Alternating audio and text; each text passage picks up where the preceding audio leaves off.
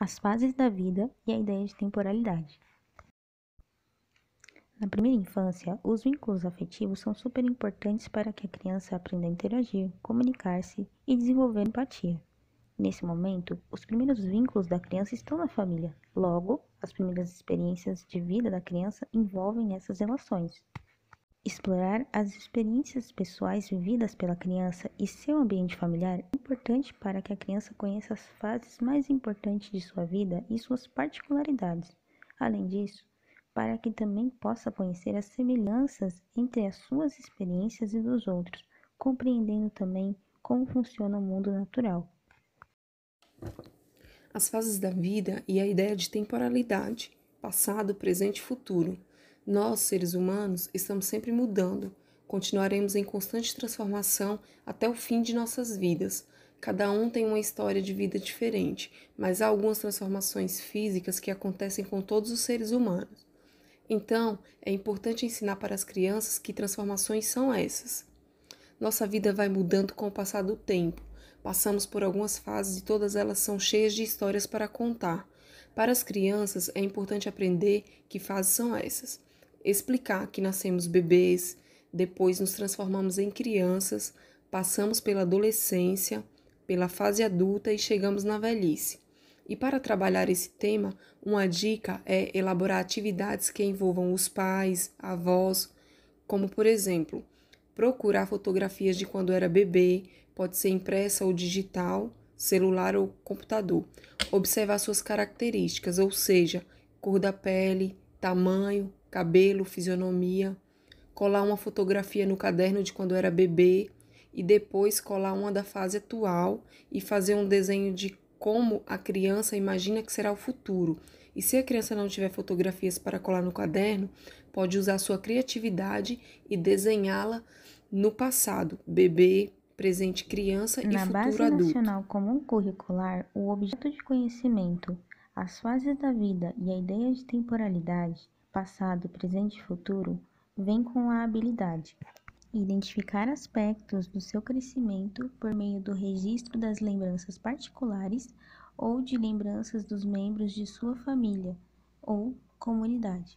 Ou seja, utilizar qualquer forma de registro histórico, vindo ou não de sua família, para identificar fases de sua vida. As competências específicas a serem exploradas são perceber-se dentro de um espaço geográfico e reconhecer-se como um sujeito dentro de seu território, e estar presente nas áreas específicas de história e geografia. Porém, sabemos que as áreas de conhecimento não trabalham de maneira isolada, portanto, outras áreas podem ser exploradas dependendo da atividade. A noção de tempo na infância. A noção de tempo para a criança varia com a idade até 1 ano. O bebê não faz distinção entre dia e noite e age por instinto. Entre 1 e 2 anos, começa a compreender que seu dia segue certa rotina, como comer, dormir, passear, e já consegue diferenciar os finais de semana dos demais dias. Dos 2 aos 3 anos, já compara a duração de algumas atividades. Percebe que tomar mamadeira e tomar banho tem tempo diferente. Dos 3 aos 4 anos, já consegue distinguir o antes do depois e o ontem do amanhã. E somente dos 4 aos 5 anos é que percebe a sequência dos dias e semanas, que agora fica mais clara. Já consegue contar os dias que faltam para realizar um passeio esperado. É importante ter noção sobre essa percepção da criança para melhor compreendê-la, sabendo, por exemplo, por que ela explode em choro quando os pais se afastam. Entre outros motivos para a criança pequena, é difícil contar com a noção de tempo interno para lhe dar tranquilidade de esperar. Os benefícios de trabalhar as fases da vida com as crianças e como isso contribui para a noção de temporalidade. A orientação temporal é adquirida justamente com o tempo e cabe aos educadores facilitar esse processo. E os principais benefícios para os pequenos nesse sentido está basicamente relacionada à compreensão deles, quanto à organização do seu dia a dia e também quanto ao desenvolvimento dos seus hábitos cotidianos. A história de cada um começa no nascimento e se constrói ao longo do tempo. Costumes, conhecimentos, modos de viver, tudo faz parte da história. O passado deve dialogar com o presente. Esse é um dos pontos principais que a BNCC traz para o ensino de história. De acordo com a base, é preciso transformar a história em ferramenta a serviço de um discernimento maior sobre as experiências humanas e das sociedades em que se vive. Sendo assim, os alunos não devem apenas aprender sobre fatos de maneira distante ou fora de contexto a outros fenômenos. Uma criança com 6 anos consegue levar em consideração regras e acordos sociais em diferentes contextos. Ela diferencia com maior clareza o que é faz de conta e o que é realidade.